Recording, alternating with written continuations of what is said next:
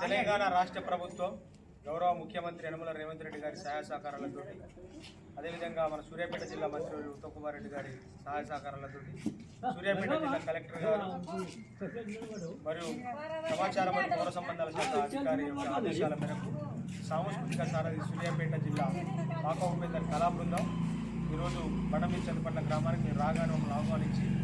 ఈ కార్యక్రమాన్ని ఏర్పాటు చేసినటువంటి గ్రామ పంచాయతీ సెక్రటరీ గారికి,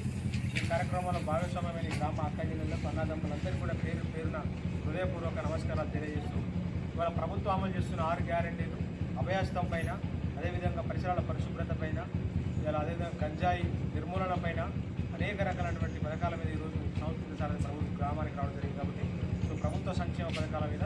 ముందు శిరీష గారికి ముందు ఒక పాట. అమ్మా తెలంగాణ